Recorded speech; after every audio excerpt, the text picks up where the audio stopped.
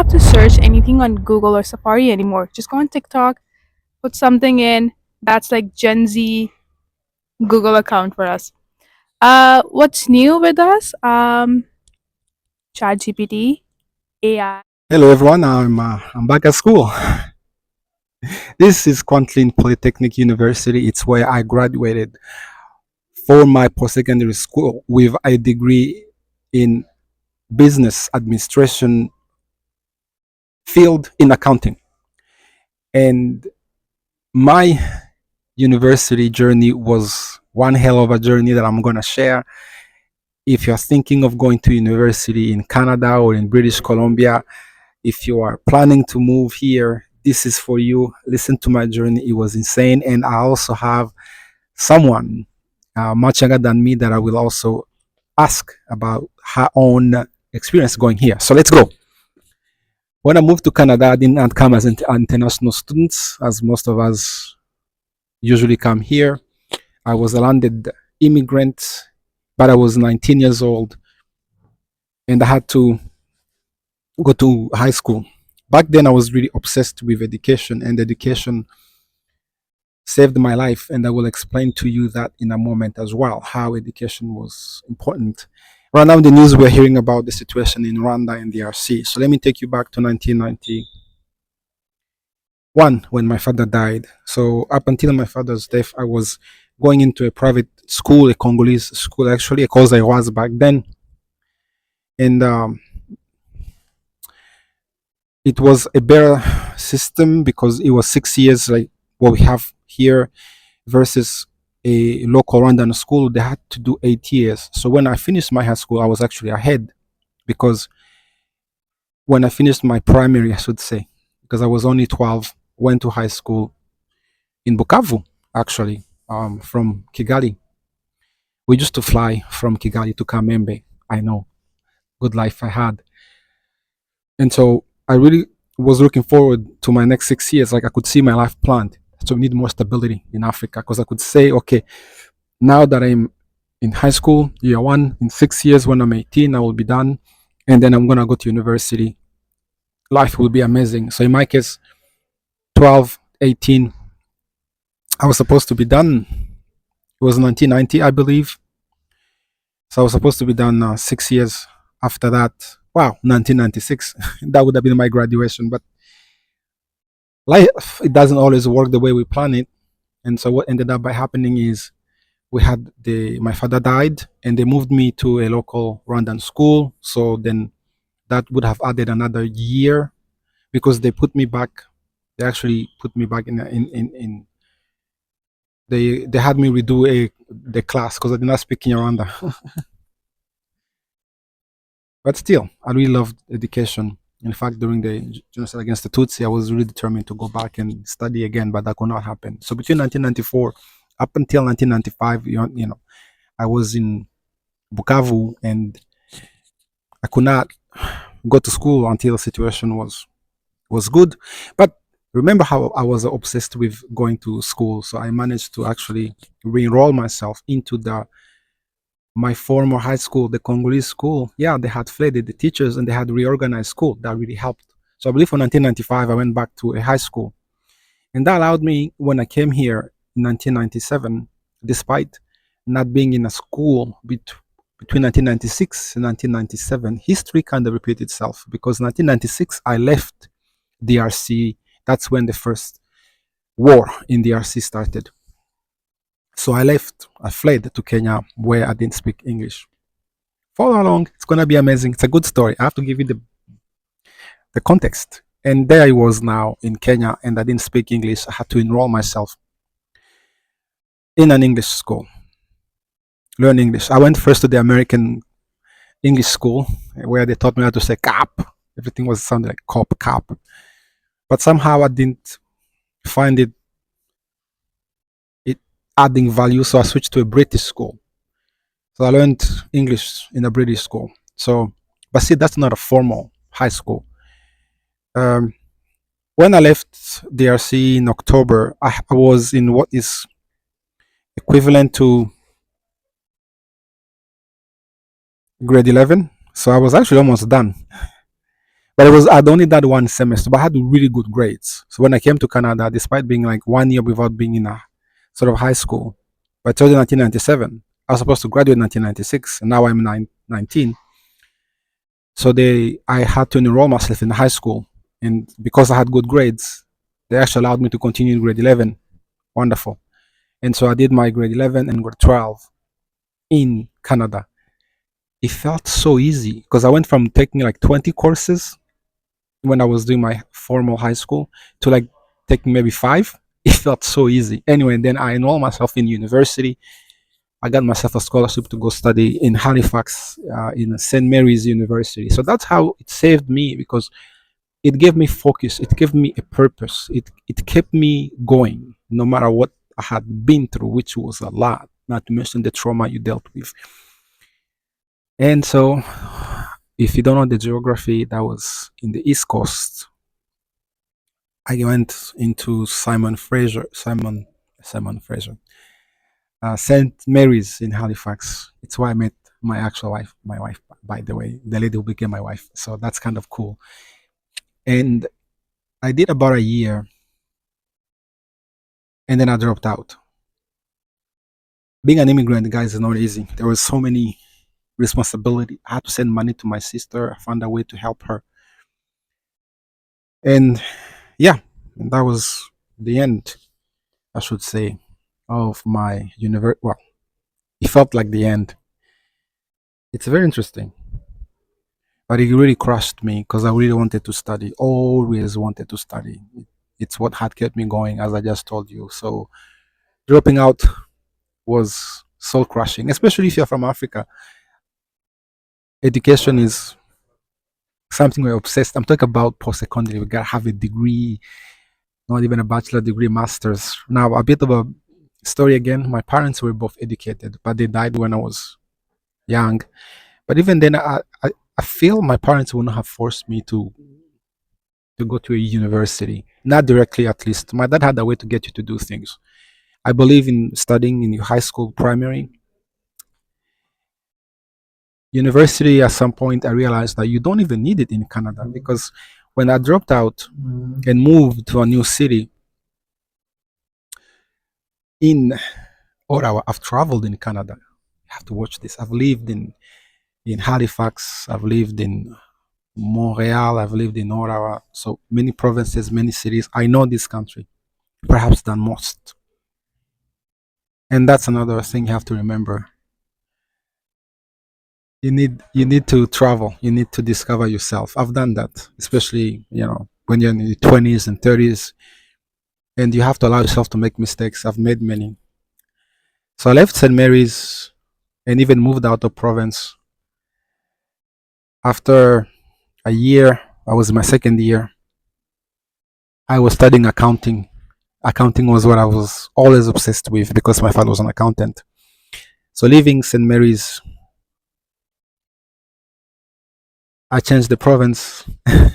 Life was not easy at that time.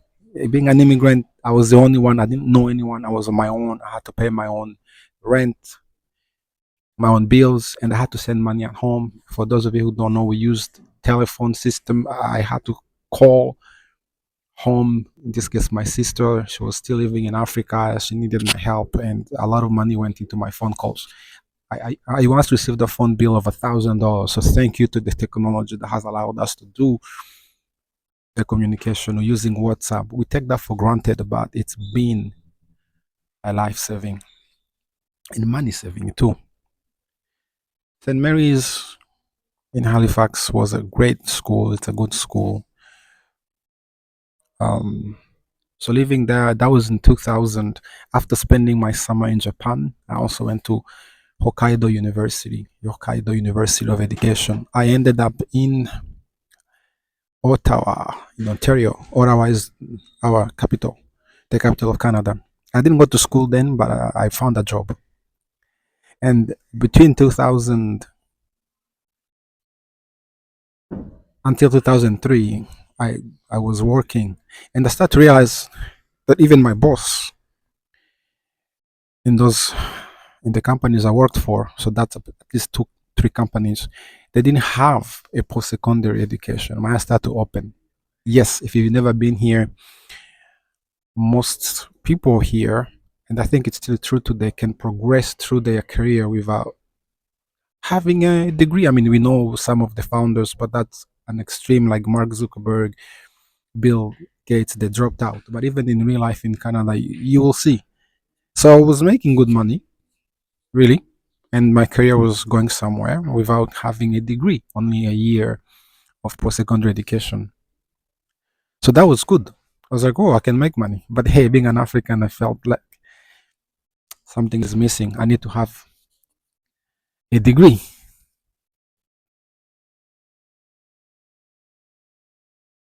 And so I went back to school. I believe 2004.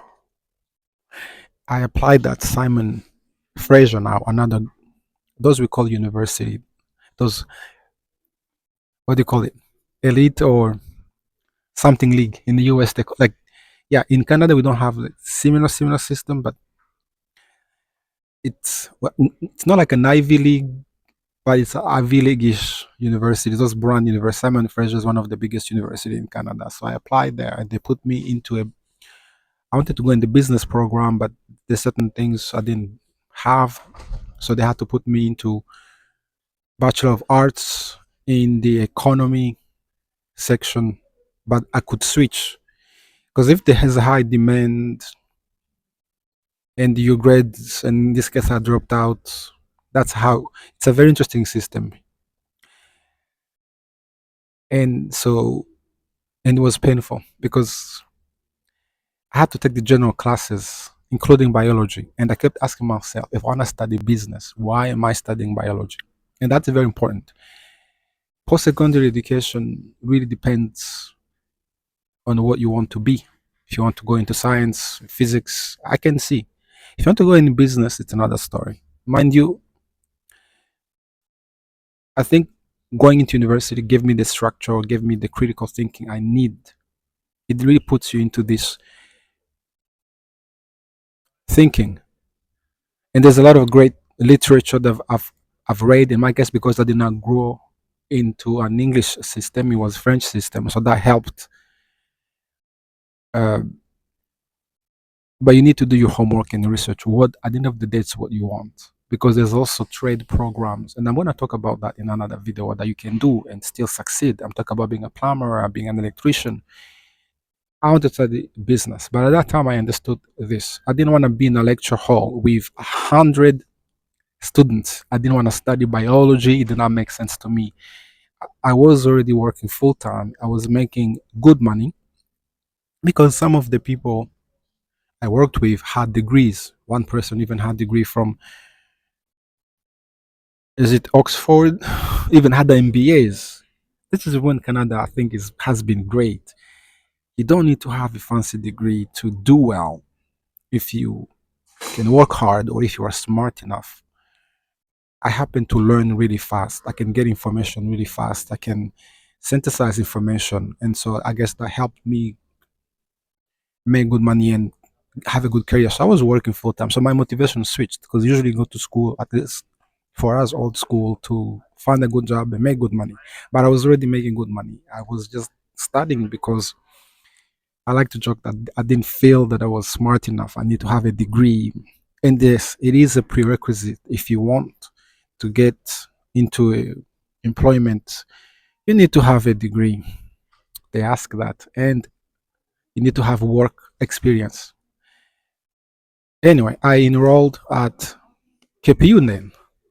I believe it was in 2004. I believe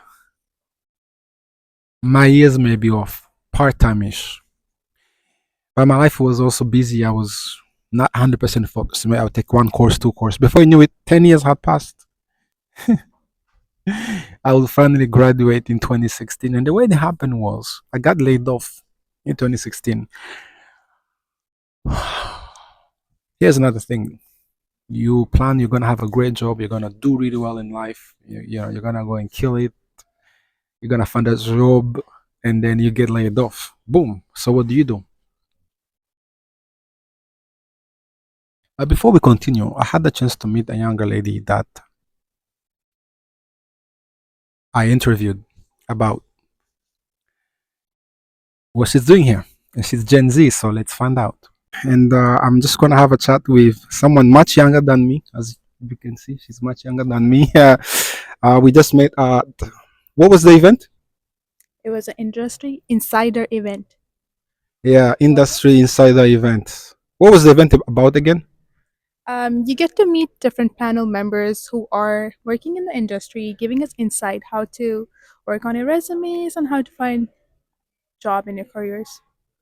Yes, and there you go. So this is what it's all about. Now we have not only connected, and we're now doing this. Tell us about yourself.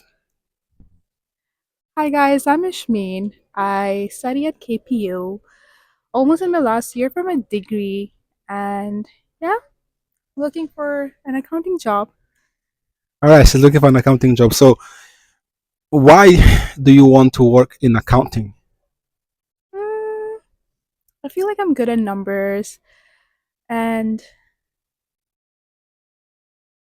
accounting. That's a good question. Well, you like to, you like numbers, but also when we had the conversation prior, you said that you like working with people. Oh, that's true. Yeah, I love working with people, giving them solutions. Yeah, accounting could be a way where I can look what mistakes they're doing and I can suggest them something. Now, I said that you're also younger than me, and I guess you are a Gen Z. Yeah, I'm a Gen Z, guys. So how is life as a Gen Z as of late? Tell us about that because it's. I hear a lot of about Gen Zs.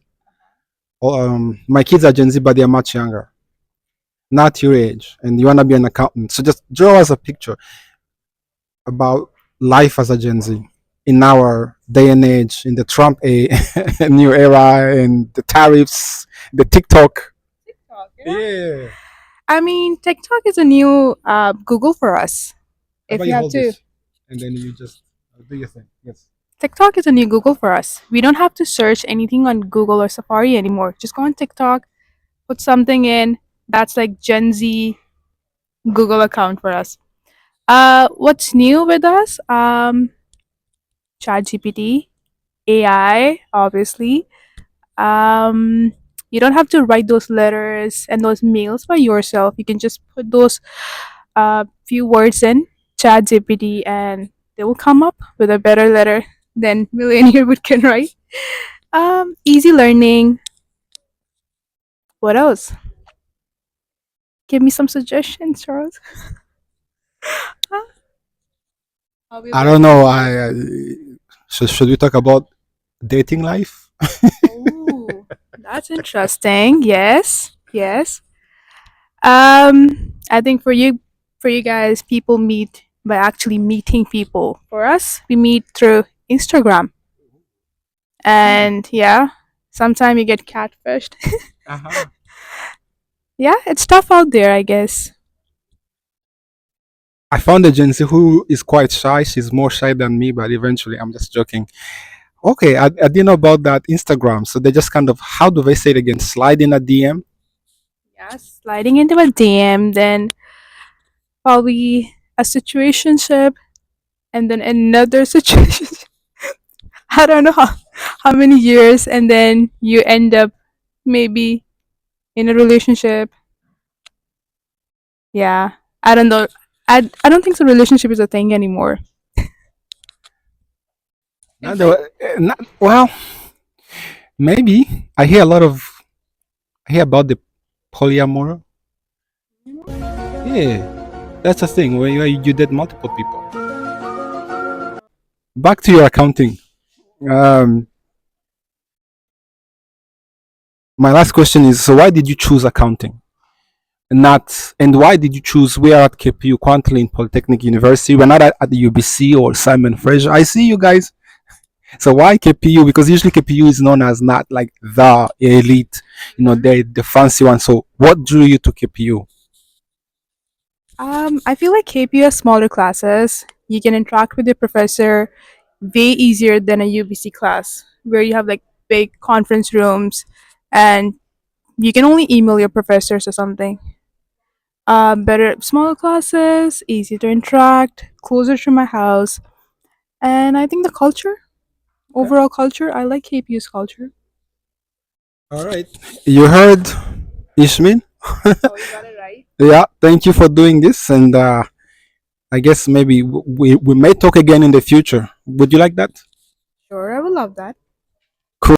So yeah, it's a coincidence. Yeah, she also wants to study accounting, like me. Yeah, Ishmin. Just an amazing lady. Quantlin KPU was a good school for me because I wanted to be in a small size class. That was very important. And from what you just said, it's still 35 students. It's small. Did she say that on camera or off camera? Anyway, but it's still small classes. The teacher were also not just in theory, but they're also people who practice. I'm still friends with some of them today.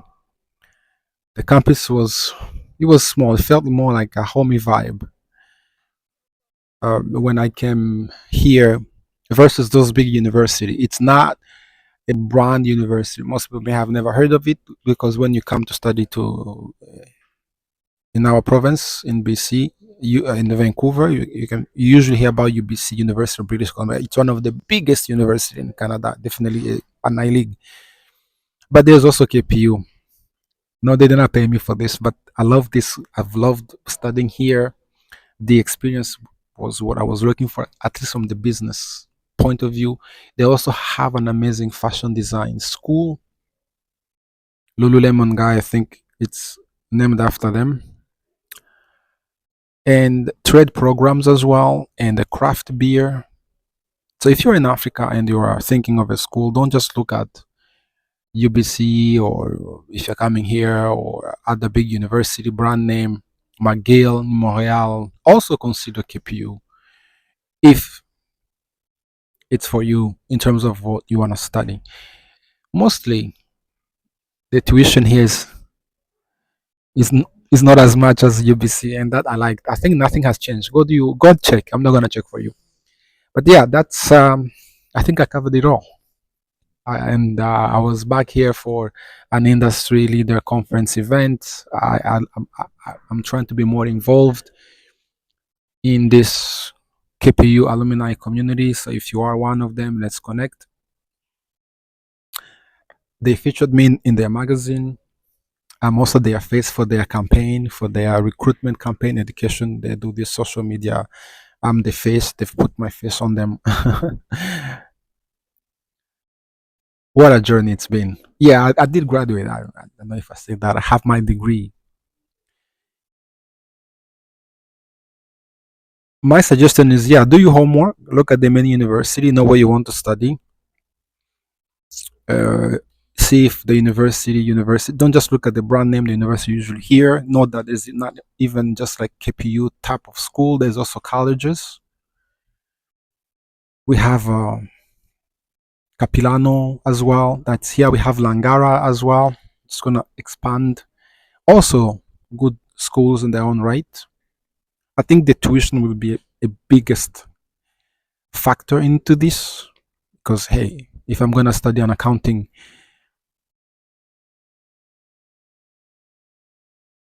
why spend even more money when I can do it at a discount?